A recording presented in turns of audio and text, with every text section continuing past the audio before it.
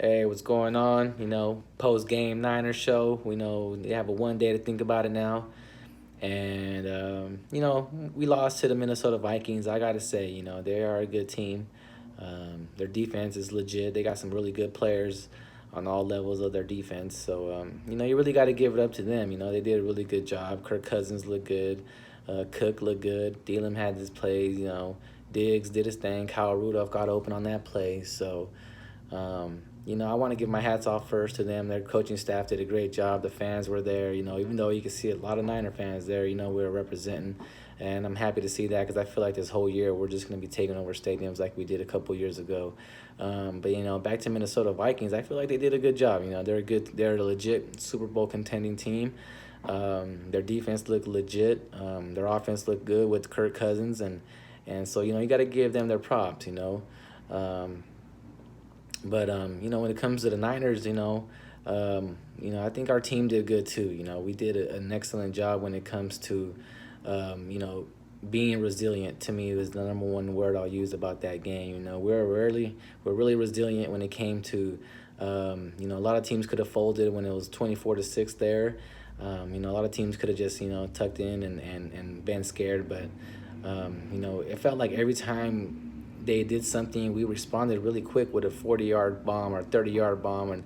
And even though we had some misses when it comes to Kittle, Garcon, when it comes to Morris, I feel like we did a good job, man. You got to remember, we lost Jerick McKinnon in the first week, and that's something that they were talking about that, Kyle Shanahan was game planning this whole offseason with the mindset that he's going to have Jerick McKinnon.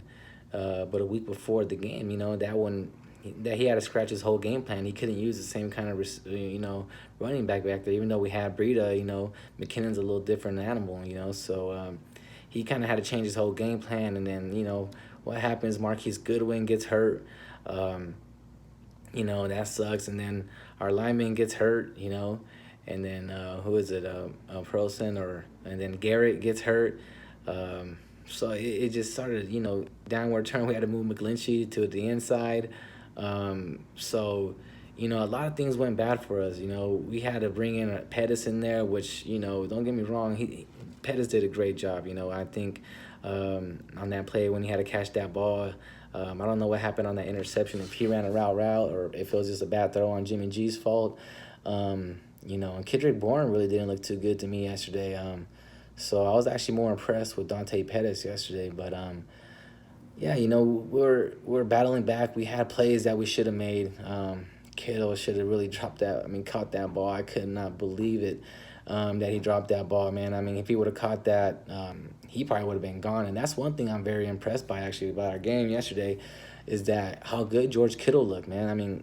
We all knew he was good last year, but this year he has a little more explosion after him, and you can see that speed, man. It's gonna be really crucial this year to see George Kittle do his thing, with Jimmy Garoppolo, because he could have easily had 100 and something yards and a touchdown, so that was a bright spot. But like I said, we were down by 8 points. We had a chance to win the game or tie the game many times, and it felt like we had a lot of missed opportunities, But the one word I'm going to want to use about the Niners for sure is resilient. We looked so good, man, and our defense all day just represented all day, Defoe looking like a beast, he almost, 3 sacks. I would give him 3. So he already has the same amount of sacks he had last year. DeForest Buckner, to me, I think it's going to be, one of those top NFL defensive players in the league this year. And, I know he has some sort of a childish mentality. The guy is young, he's just a big monster, and I'm happy that he's just like, pushing people out of the way and just, manhandling people and just showing his size, and his brute strength. And you seen Eric Armstead flash yesterday too.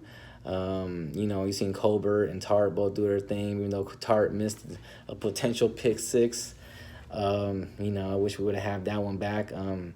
I think Sherman looked good, obviously, on the edge. They only tested him maybe, I think, one time, which I don't know if they were just scared or if he was just playing good coverage. But whatever it was, they were going more towards Witherspoon's side. And besides that one play that he gave up, I think Witherspoon actually played a pretty good game. So You got to remember that was Kirk Cousins and that was Stephon Diggs, I'm pretty sure. And I mean, he almost punched the ball out at the very end too. So I mean, he was there in a sense. I mean, he punched out Thielen's ball on a little inside slant. So I mean, I think Witherspoon played a pretty good game, and like I said, we had Eric Armstead, Solomon Thomas. I mean, with the false start. I mean, come on, man. But besides that, I think he actually played a pretty good game, and our defensive tackles played nice. I think Blair had a couple of good plays.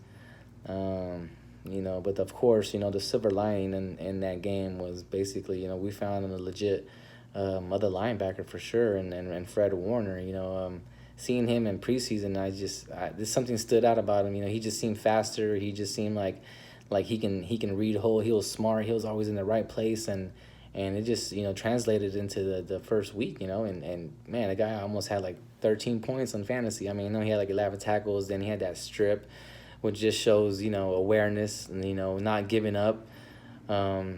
And just some of the plays he made on the outside, covering guys, locking them up, and that play he made inside, the way he just shot the gap. I mean, that guy's a legit player, man. And just remember, we don't even have Reuben Foster right now either, too. So I can only imagine with Reuben Foster. Just imagine how happy we were last year when we got Reuben Foster back. Our defense just changed the whole outlook. So you throw that in there. When you throw that in there with Fred Warner now, a smart, intellectual, smart linebacker who's 6'3", fast.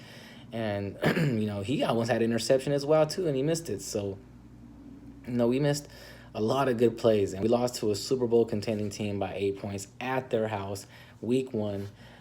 So, I think all around, as a Niner fan, yeah, I mean, it sucks to lose, obviously, so everyone's going to be hating, but it's all good because that's just what's going to be. We were a very confident team this year, and to lose the first game, yeah, it's going to be expected. But I feel like, I'm pretty sure Minnesota respects us for sure, and I can't wait for next week against Detroit, So, I feel like we played a good game, I know we messed up a lot of plays, but when it comes down to it, I'm happy that we were a resilient team because that's one thing that I love to see in the football team, someone that's not going to give up, So that's one thing I got to really appreciate, is the character of our team.